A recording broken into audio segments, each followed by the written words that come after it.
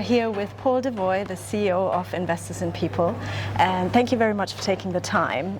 First of all, I want to congratulate you on this event. It's been really incredible, and what stood out for me the most was that the people are at the core of this event, and as you said in your speech as well, it's all about people and how they, become part almost of the organization or of the business. So I'm curious to learn more about your accreditation process and how you support the businesses along the way, how you maybe tailor it as well in terms of smaller businesses, bigger businesses, or whatever their needs are. Because from what I gathered from the speeches was that it's quite an individual process.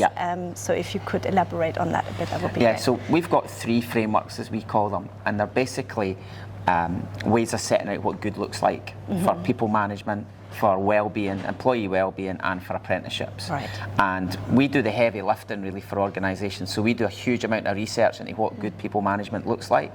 So for our We Invest in People accreditation, we reviewed over 300 academic studies. We did a consultation process with 1,200 companies over 18 months. And we effectively boil the ocean to understand, right, what is the essence of good? What does good really look like in people management? And then we help organisations benchmark themselves against that. And there's a couple of ways we do that. We do that through a survey of their staff, but we also have 130 highly trained assessors, practitioners as we call them, who go in and assist organisations and give them really deep insight into the things that they do well, that they can do more of, and the things that they can improve upon.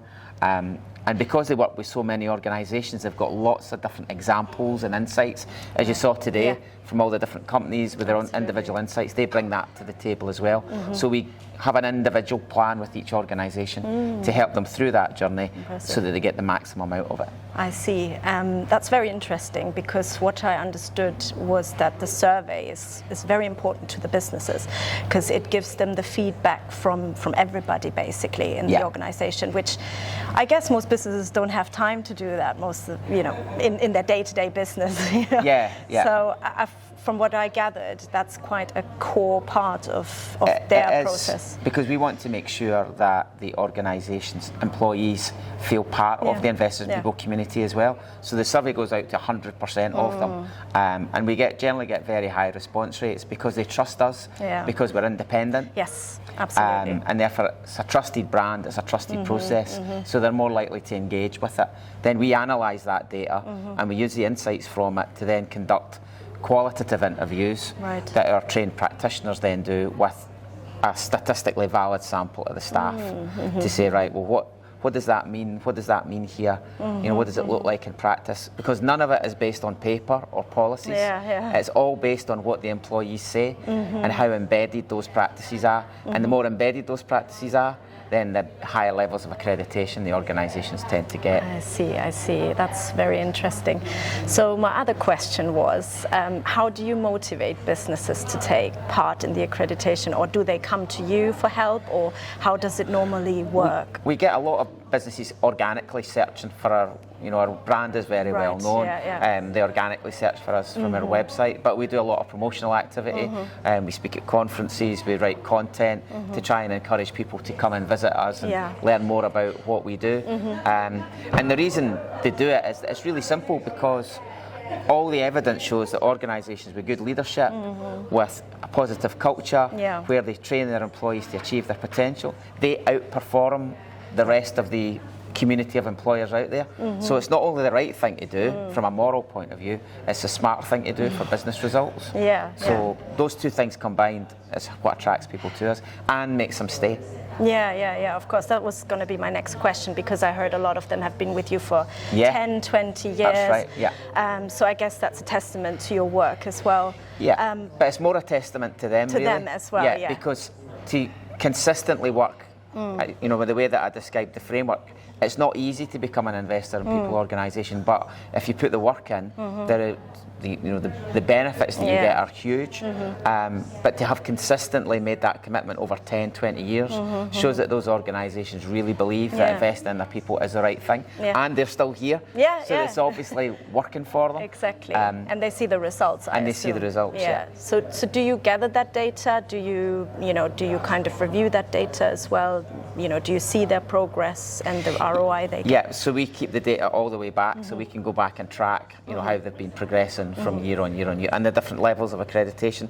Many organisations come in at the basic level and go right up to platinum, and then consistently stay at that level. We track that and help them all the way through it. And the community element is really important too. Like today, where we bring the whole community together and learn from best practice from each other. Give them some lunch so they can chat and network with each other. We want it to feel like a community. Definitely. I hope you got that sense today. Yes, I totally did.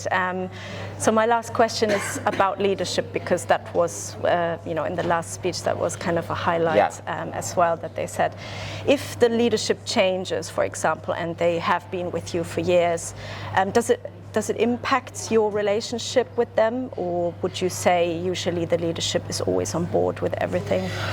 So it depends. If a new leader comes in and they're aware of us or have worked with us before, then it's a very smooth transition. But if it's a new leader that isn't aware of what we do, then we would work with them to understand, to help them understand the value. But generally that's a relatively easy job for us, because the people that are already there articulate that to them anyway, which was the example that you saw at the end of the day with the healthcare company.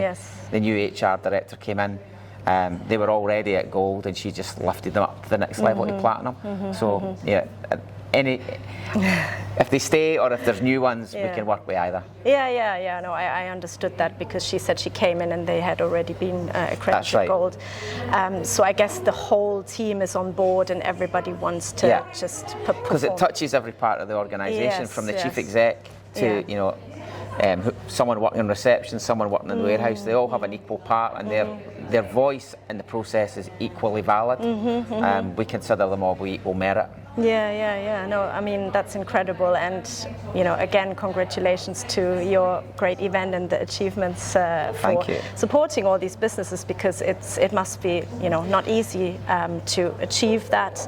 That's why you celebrate it, obviously. And we're a not-for-profit, purpose-driven organisation. So what gets us out of bed every morning is trying to make work better for our community.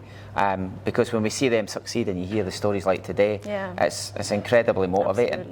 And the country needs it, because if we're going to be prosperous, then we need more organisations investing in their people. Absolutely. Well, thank you very much for your time. That's been really impressive and insightful. I'm walking away with a lot of information in my head, but thank you very much. It's a pleasure. Pleasure meeting you, You too. and having been here. Thank you. Thank you.